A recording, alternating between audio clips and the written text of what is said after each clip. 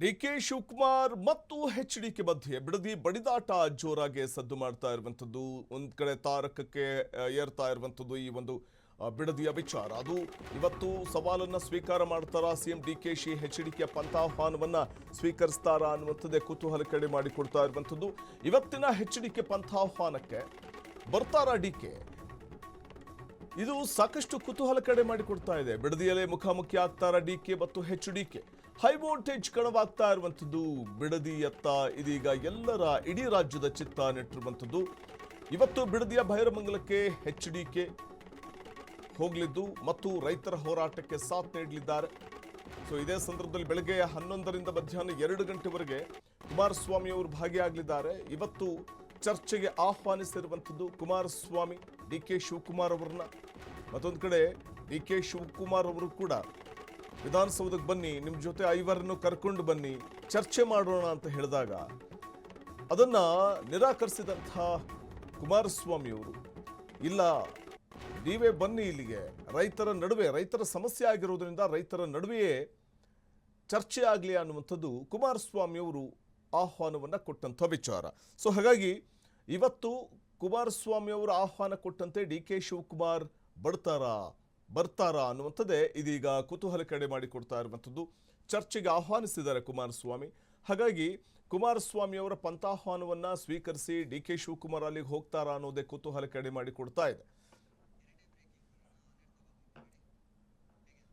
ಇನ್ನು ಡಿಕೆಶಿ ಚರ್ಚೆಗೆ ಬಾರದೇ ಇದ್ರೆ ಎಚ್ಡಿಕೆ ನಿಲುವೇನಾಗಿರುತ್ತೆ ಅನ್ನೋದು ಕೂಡ ಕುತೂಹಲ ಕಡೆ ಮಾಡಿಕೊಡ್ತಾ ಇದೆ ರಾಜಕೀಯವಾಗಿ ಅಸ್ತ್ರ ಮಾಡಿಕೊಳ್ಳುವಂಥದ್ದ ಅಥವಾ ರೈತ ವಿರೋಧಿ ಸರ್ಕಾರ ಅಂತ ಬಿಂಬಿಸುವಂಥದ್ದ ಇನ್ನು ರಾಜಕೀಯವಾಗಿ ಅಸ್ತ್ರ ಮಾಡಿಕೊಳ್ಳುವಂಥದ್ದು ಕುಮಾರಸ್ವಾಮಿ ಅವರ ಲೆಕ್ಕಾಚಾರನ ರೈತ ವಿರೋಧಿ ಸರ್ಕಾರ ಅಂತ ಬಿಂಬಿಸುವಂಥದ್ದು ಕುಮಾರಸ್ವಾಮಿ ಅವರ ಲೆಕ್ಕಾಚಾರ ಇರಬಹುದಾ ಕಾನೂನು ಹೋರಾಟಕ್ಕೆ ಬೆಂಬಲವನ್ನ ನೀಡುವಂಥದ್ದು ಮತ್ತೊಂದು ಕಡೆ ರೈತರ ಮುಂದಿನ ಹೋರಾಟಕ್ಕೆ ಸಾಥ್ ನೀಡುವುದು ಕೂಡ ಕುಮಾರಸ್ವಾಮಿ ಅವರ ಮುಂದಿರುವಂತಹ ಲೆಕ್ಕಾಚಾರ ಅಂತ ಬಣ್ಣಿಸಲಾಗ್ತಾ ಇದೆ ಮಣ್ಣಿನ ಮಕ್ಕಳ ಪಕ್ಷ ಅಂತ ಬಿಂಬಿಸಿಕೊಳ್ಳೋದಕ್ಕೆ ಯತ್ನವನ್ನು ಮಾಡ್ತಾ ಇರುವಂಥದ್ದು ಮುಂದೆ ಬೃಹತ್ ಹೋರಾಟಕ್ಕೆ ಎಚ್ಡಿಕೆ ಸಿದ್ಧತೆ ಕೂಡ ಮಾಡ್ಕೊಳ್ತಾ ಇದ್ದಾರೆ ಸೊ ಹಾಗಾಗಿ ಇವತ್ತು ಕುಮಾರಸ್ವಾಮಿ ಅವರ ಆಹ್ವಾನವನ್ನ ಸ್ವೀಕರಿಸಿ ಡಿ ಕೆ ಶಿವಕುಮಾರ್ ಅಲ್ಲಿಗೆ ಹೋಗ್ತಾರಾ ಅನ್ನುವಂಥದ್ದು ಇದು ಕುತೂಹಲವನ್ನ ಮೂಡಿಸ್ತಾ ಇದೆ ಒಂದು ಕಡೆ 26ನೇ ತಾರೀಕು ಬರ್ಲಿಕ್ಕೆ ಸಾಧ್ಯ ಇಲ್ಲ 26ನೇ ತಾರೀಕು ನಾನು ಇರೋದಿಲ್ಲ ಆದರೆ 27ನೇ ತಾರೀಕು ಇರ್ತೇನೆ ಹಾಗಾಗಿ ತಾವು ಬೈರಮಂಗಲಕ್ಕೆ ಬಂದರೆ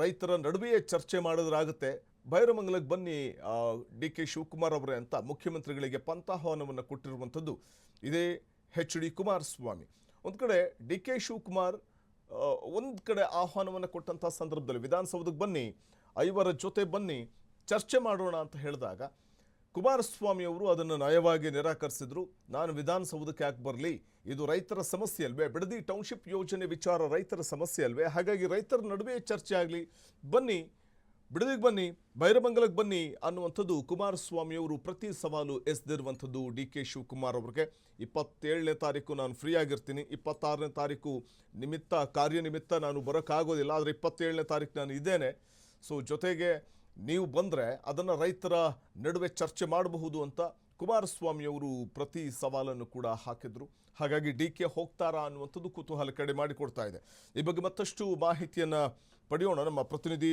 ಮಾರುತಿ ಅವರಿಂದ ಮಾರುತಿ ಒಂದು ಕಡೆ ವಿಪಕ್ಷಗಳ ವಿರೋಧ ಇದ್ರೂ ಕೂಡ ಸರ್ಕಾರ ಟೌನ್ಶಿಪ್ ಯೋಜನೆ ಜಾರಿಗೆ ತಂದೇ ತೀರ್ತೇವೆ ಅಂತ ಹೇಳ್ತಾ ಇರುವಂಥ ಈ ಸಂದರ್ಭದಲ್ಲೇ ಈ ಪಂಥಾಹ್ವಾನದ ನಡುವೆ ಬೈರಮಂಗಲಕ್ಕೆ ಡಿ ಕೆ ಶಿವಕುಮಾರ್ ಹೋಗ್ತಾರಾ ಇದು ಸದ್ಯಕ್ಕೆ ಇರುವಂತಹ ಒಂದು ಕುತೂಹಲ ಮಾರುತಿ ಹೌದು ವಸಂತ್ ಯಾಕೆಂದ್ರೆ ಈ ಬೈರಮಂಗಲದಲ್ಲಿ ನಡೀತಿರುವ ರೈತರ ಹೋರಾಟ ವಿಚಾರದಲ್ಲಿ ಡಿಕೆಶಿ ವರ್ಸಸ್ ಎಚ್ಡಿಕೆ ಅನ್ನುವಂತ ಆಗಿರೋದು ಪ್ರಮುಖವಾಗಿ ಬಿಡದಿ ಟೌನ್ಶಿಪ್ ವಿಚಾರವಾಗಿ ಪ್ರತಿಷ್ಠೆಯಾಗಿ ಇಬ್ರು ಕೂಡ ತೆಗೆದುಕೊಂಡು ಒಂದ್ ಕಡೆ ಬಿಡದಿ ಟೌನ್ಶಿಪ್ ಮಾಡ್ಲೇಬೇಕು ಅಂತ ಪಣ ತೊಟ್ಟಿರುವಂತ ಡಿಕೆಶಿ ಈಗಾಗಲೇ ಅಧಿಸೂಚನೆಯನ್ನ ಕೂಡ ಹೊರಡಿಸಿದಾರಂತದ್ದು ಇನ್ನೊಂದ್ ಕಡೆ ಎಚ್ಡಿಕೆ ಅವರು ಕೂಡ ಅದಕ್ಕೆ ಬ್ರೇಕ್ ಆಗ್ಬೇಕಂತಹ ನಿಟ್ಟಿನಲ್ಲಿ ಕೂಡ ಅವರು ತಮಗೆ ಬೇಕಾದಂತಹ ವ್ಯವಸ್ಥೆಗಳನ್ನ ಹೋರಾಟಗಳನ್ನ ಮತ್ತೆ ರೈತರಿಗೆ ಬೇಕಾದ ಕಾನೂನು ಬೆಂಬಲವನ್ನ ಕೂಡ ಅಂದ್ರೆ ಹೋರಾಟಕ್ಕೆ ಬೇಕಾದಂತಹ ಬೆಂಬಲವನ್ನ ಕೂಡ ಕೊಡ್ತಾ ಇರೋದು ಇದೊಂದು ರೀತಿಯಾದಂತಹ ಇಬ್ಬರ ನಡುವಿನ ಜಿದ್ದಾಜಿದ್ದಿಗೆ ಬಿಡದಿ ಟೌನ್ಶಿಪ್ ಕಾರಣ ಆಗಿರುವಂತದ್ದು ಈಗಾಗಲೇ ಇದಕ್ಕೆ ಬೇಕಾದಂತ ಸಂಬಂಧಪಟ್ಟಂತೆ ಸಾಕಷ್ಟು ಚರ್ಚೆಗಳು ರಾಜ್ಯದಲ್ಲಿ ನಡೀತಾ ಇರುವಂತದ್ದು ಪ್ರಮುಖವಾಗಿ ನಾವು ನೋಡೋದಾದ್ರೆ ಪಂಥಾಹ್ವಾನ ಕೂಡ ಒಂದ್ ರೀತಿಯಾದ ಇಬ್ಬರು ಕಡೆಯಿಂದನೂ ಕೊಟ್ಟಿರೋದು ಮೊದಲಿಗೆ ಚರ್ಚೆಗೆ ಸಿದ್ಧ ಅಂತ ಕುಮಾರಸ್ವಾಮಿಯವರು ಒಂದು ಲೆಟರ್ ಅನ್ನ ಅಂದ್ರೆ ಫಸ್ಟ್ ಕಾಂಗ್ರೆಸ್ ಶಾಸಕರಿಂದ ಚರ್ಚೆಗೆ ಬನ್ನಿ ಬೇಕಾದ್ರೆ ಚರ್ಚೆ ಮಾಡೋಣ ಅಂತ ಒಂದು ಆಹ್ವಾನವನ್ನ ಕಾಂಗ್ರೆಸ್ ಶಾಸಕರಿಂದ HDK ಕೊಡ್ತಾರೆ.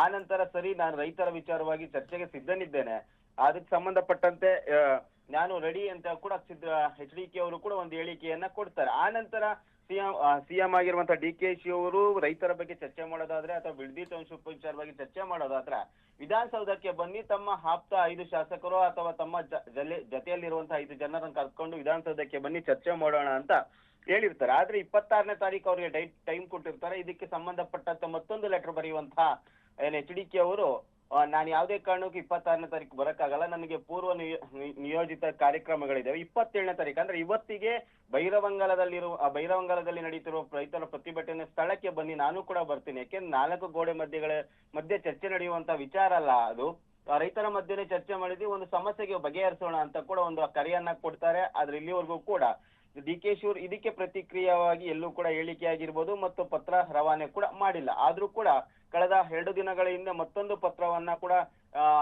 HDK ಅವರು ಬರೀತಾರೆ, ನಾನು ಸಿದ್ಧನಿದ್ದೇನೆ, 27ನೇ ತಾರೀಕು ನೇರವಾಗಿ ನಾನು ಆ ಸ್ಥಳದಲ್ಲಿ ಇರ್ತೇನೆ, ತಾವು ಕೂಡ ಬನ್ನಿ ಅಂತ ಮತ್ತೊಂದು ಪತ್ರವನ್ನ ಬರೆಯುವ ಮೂಲಕ ಅವ್ರನ್ನ ಎಚ್ಚರಿಸುವ ಕೆಲಸ ಮಾಡ್ತಾರೆ. ಆದ್ರೆ ಇವತ್ತು 11 ಗಂಟೆಗೆ HDK ಅವರು ಹೇಳಿದಂತೆ ಬೈರವಂಗಲದಲ್ಲಿ ಪ್ರತಿಭಟನೆ ನಡೀತಿರೋ ಸ್ಥಳಕ್ಕೆ ಸುಮಾರು 3 ಗಂಟೆಗಳ ಕಾಲ ಅಲ್ಲೇ ಇರ್ತಾರೆ, ರೈತರ ಸಮಸ್ಯೆಗಳನ್ನ ಆಲಿಸ್ತಾರೆ, ಪ್ರತಿಭಟನೆಯಲ್ಲೂ ಕೂಡ ಅವರು ಭಾಗಿಯಾಗ್ತಾರೆ. ಬಟ್ ಇಲ್ಲಿ ಸಿಎಂ ಅವರು ಭಾಗಿಯಾಗ್ತಾರಾ ಇಲ್ವಾ ಎಂಬುದು ಕೂಡ ಸಾಕಷ್ಟು ಚರ್ಚೆ ಆಗ್ತಿದೆ. ಯಾಕಂದ್ರೆ ಪ್ರಮುಖವಾಗಿ ಸಿಎಂ ಆಗಿರುವಂತಹ DKಶಿ ಅವರಿಗೆ ಇವತ್ತು ಸಾಲು ಪ್ರೋಗ್ರಾಮ್ ಇಡುವಂತದ್ದು, ಪ್ರಮುಖವಾಗಿ ಕೆಂಪೇಗೌಡರ ಜಯಂತಿ ಆಗಿರೋದ್ರಿಂದ ಸಂಜೆ ತನಕ ಅವ್ರಿಗೆ ಪ್ರೋಗ್ರಾಮ್ ಇರುವಂತದ್ದು, ಅದಕ್ಕೆ ಬೇಕಾದ TP ಕೂಡ ಈಗ ರೆಡಿ ಆಗಿರೋದು. ಆದ್ರೆ ಇದರ ಮಧ್ಯೆ ಸಿಎಂ ಅವರು ಹೋಗ್ತಾರಾ ಇಲ್ವಾ ಎಂಬುದು ಕೂಡ ದೊಡ್ಡ ಮಟ್ಟದಲ್ಲಿ ಚರ್ಚೆ ಆಗ್ತಿದೆ.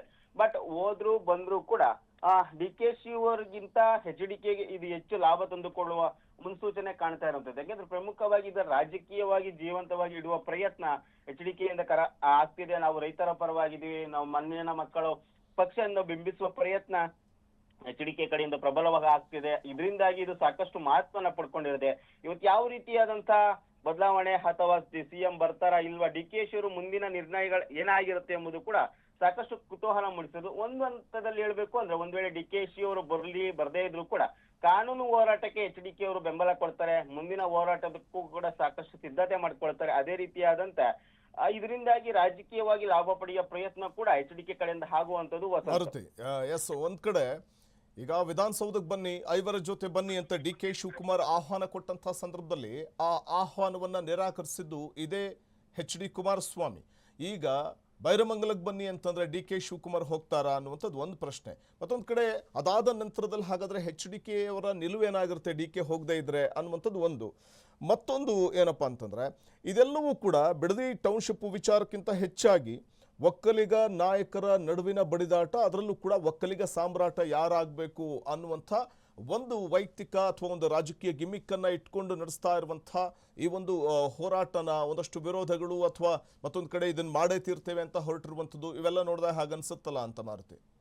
ಹೌದು ವಸಂತ್, ಇದು ಇಬ್ಬರ ಕಡೆಯಿಂದಲೂ ಕೂಡ ರಾಜಕೀಯವಾಗಿ ಬಳಸ್ಕೊಳ್ಳುವ ಪ್ರಯತ್ನ ಆಗ್ತಿರೋದು. ಯಾಕೆಂದ್ರೆ ಇಬ್ರು ಕೂಡ ಒಕ್ಕಲಿಗ ನಾಯಕರು, ಅದರಲ್ಲೂ ಕೂಡ ಹಳೆ ಮೈಸೂರು ಭಾಗದಲ್ಲಿ ಈ ಬಿಡದಿ ಹೋರಾಟ ನಡೀತಾ ಇರೋದ್ರಿಂದ ಇದು ಸಾಕಷ್ಟು ಪ್ರಾಮುಖ್ಯತೆ ಮತ್ತು ಇಬ್ಬರ ನಾಯಕರಿಗೂ ಪ್ರತಿಷ್ಠೆಯ ಕಣ ಆಗಿರೋದ್ರಿಂದ ಇಬ್ಬರು ಕೂಡ ತಮಗೆ ಬೇಕಾದ ರೀತಿಯಾದಲ್ಲಿ ಇದನ್ನ ಬಳಸ್ಕೊಳ್ತಿದ್ದಾರೆ ಅಂತ ಕೂಡ ಒಂದು ಅರ್ಥದಲ್ಲಿ ಹೇಳ್ಬಹುದು.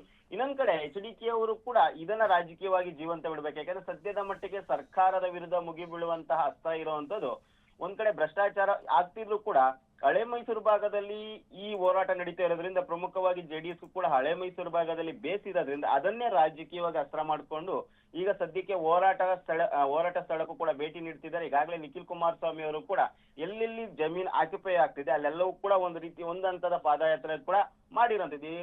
ಎಲ್ಲವೂ ಕೂಡ ಒಂದು ರೀತಿಯಾದ ರಾಜಕೀಯ ದೃಷ್ಟಿಯಿಂದಲೇ ನೋಡ್ತಿರಬಹುದು. ಇನ್ನೊಂದ್ ಕಡೆ ರೈತರಿಗೆ ಉಪಯೋಗ ಆಗ್ಲಿ ಅನ್ನೋ ಕೂಡ HDK ಪ್ರಯತ್ನವನ್ನ ಮಾಡ್ತಿರ್ಬೋದು. ನೀವ್ ಹೇಳದಂತೆ ವಿಧಾನಸೌಧಕ್ಕೆ HDK ಆಹ್ವಾನ ಕೊಟ್ಟಿದ್ರು. ಬಟ್ HDKಯಲ್ಲಿ ಇಲ್ಲಿ ನಿರ್ಧಾರ ತೆಗೆದುಕೊಳ್ತಾ ಇರುವಂತದ್ದು 4 ಗೋಡೆ ಮಧ್ಯೆ ಚರ್ಚೆ ಆದ್ರೆ ರೈತರ ಸಮಸ್ಯೆ ನಮಗ್ ಗೊತ್ತಾಗಲ್ಲ.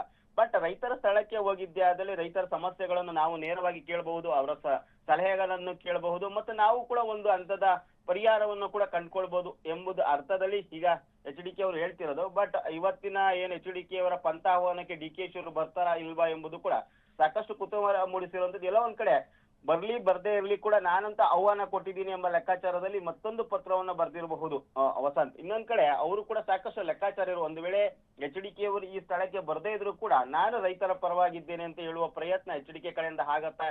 ಮತ್ತೆ ನಮ್ದು ಮಣ್ಣಿನ ಮಕ್ಕಳ ಪಕ್ಷ, ಹೀಗಾಗಿ ಇದಕ್ಕೆ ನಾವು ರೈತರ ಬೆಂಬಲ ಸದಾ ಜೊತೆ ಇರ್ತೀವಿ ಅಂತ ಕೂಡ ಹೇಳುವ ಪ್ರಯತ್ನ ಆಗುತ್ತೆ. ಇನ್ನೊಂದ್ ಕಡೆ ರಾಜಕೀಯವಾಗಿಯೂ ಕೂಡ ಸಾಕಷ್ಟು ಉಪಯೋಗ ಆಗುತ್ತೆ. ಮತ್ತೆ ಹಳೆ ಮೈಸೂರು ಭಾಗದಲ್ಲಿ ಮತ್ತಷ್ಟು ಪಕ್ಷ ಸುದೃಢವಾಗಲು ಮತ್ತೆ ಸಂಘಟನೆಗೂ ಕೂಡ ಈ ಹೋರಾಟ ಸಾಧ್ಯವಾಗುವ ಸಾಧ್ಯತೆ ಇರುವಂತದ್ದು ವಸಂತ.